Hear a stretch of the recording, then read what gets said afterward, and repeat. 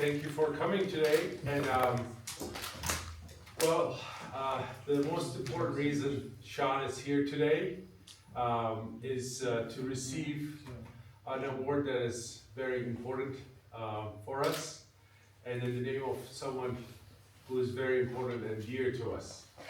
So Önder Cırık was one of the founding members of KuzeyDoğa in 2007 and one of its first employees.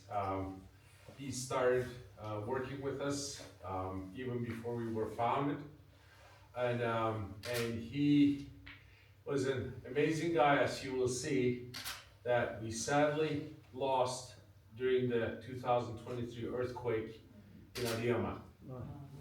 So he loved Kars and Eastern Anatolia so much that even though he had a career already as a well-known conservationist, and he already had a university degree in business administration, he decided to go back to school, and he got a second degree in tourism to become a professional tour guide and to lead community-based tours and other ecotourism initiatives in Eastern Turkey.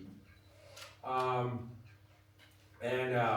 we were in touch constantly, and at one point he worked for TANAP, the pipeline, the natural gas pipeline, and he actually was critical in KuzeyDoğa getting that grant from TANAP. I told some of you that actually saved us, because we were already bankrupt by that point in 2017, and without that grant we basically would have shut down, because we already owed a lot of money and had to sell our vehicle, and people were coming, to demand their money.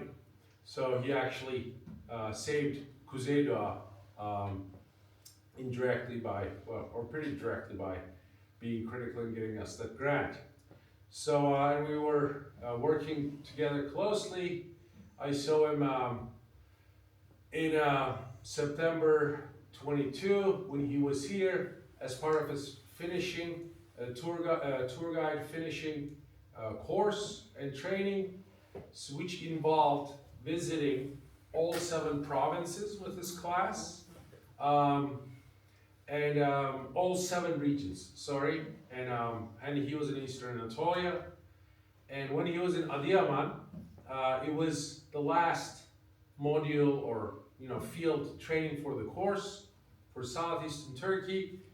And once he was done there, in like 2 days, on like February 8th, he would have finished the whole course, and he would have received his professional tour guide like KOKAR, like license.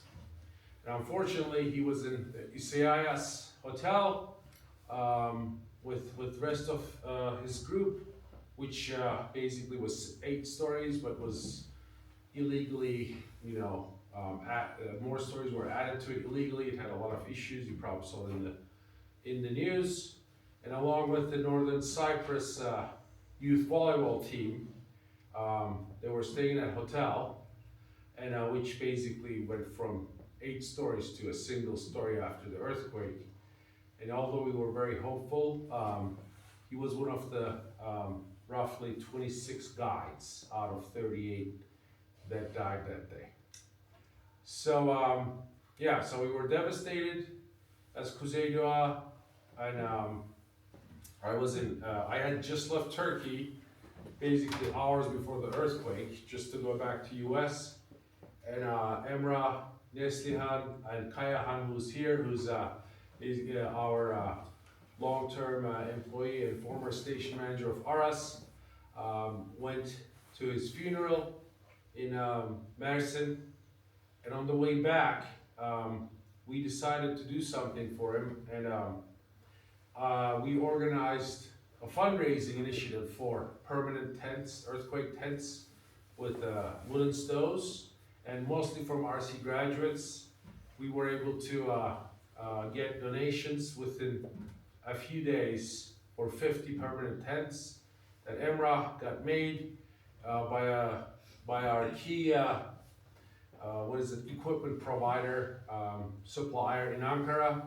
And we actually managed to defend the tents because first the Interior Ministry wanted to take our tents, which we had ordered and paid for, and then the military wanted to take our tents, even though we already had paid for it and had plans to get them built.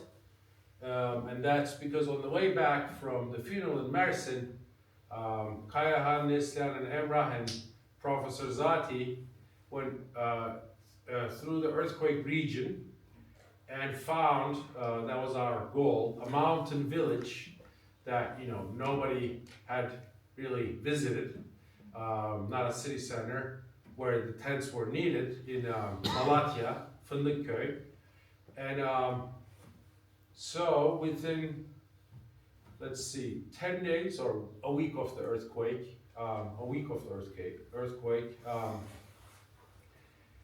Kayahan went to Ankara, the tents were ready, and escorted them back to Malatya because we were worried the tents would be basically taken by the government. And they drove through the night and got to Malatya, and Emrah and Neslihan and Zati drove from Kars, and they already got down from Mersin to Kars, and then they drove back to Malatya and made sure the tents arrived there, were received by the village chief, who happened to be a woman, and they set up some tents as a demonstration, and then left the rest of the tents for the village to be used, and they use the tents to this day, so that was something we did in Önder's memory. And the other thing we decided to do was to start this award in Önder's memory. It's Önder Cırık Türkiye Conservation Ecology Award, which we give to our dear friends and collaborators who worked with us at Önder in the past for extended periods for KuzeyDoğa and for conservation in Eastern Turkey. So Professor Çağan Anderson was a very good friend of Önder's, and they worked together a lot in Lake Kuyucuk, doing all the research and helping build the Kuyucuk Island, monitoring the island, building cattle exposure experiments together, and had a great time together. So we are giving this year's third Önder Cırık Conservation Ecology Award to Professor Çağan Anderson. We prepared a short presentation on Önder, so you get to know him a little better. Thank you. Hey.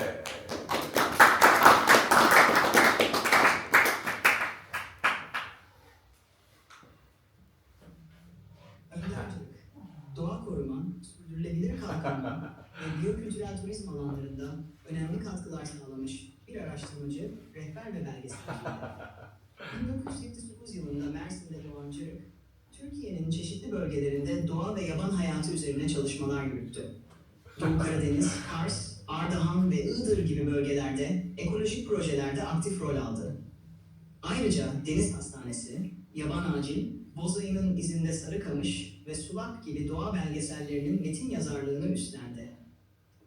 Cırık, sadece doğa çalışmalarıyla değil, aynı zamanda sosyal sorumluluk projeleriyle de tanınıyordu.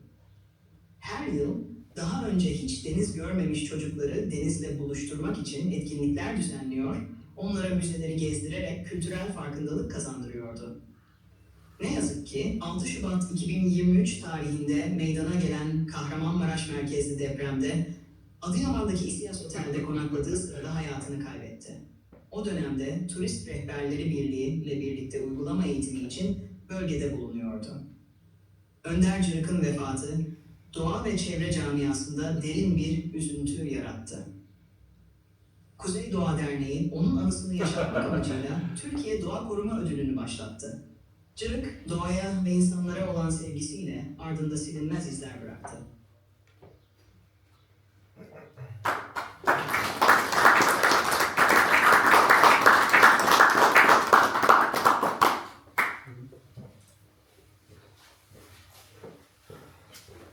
So as you've learned in the last few days, Professor Sean Anderson was one of our basically founding friends who started working with us even before KuzeyDoğa was founded in 2007, started in 2005, and worked with us for 7 years, mostly with Önder in the field. I mean, they were basically field buddies until 2012.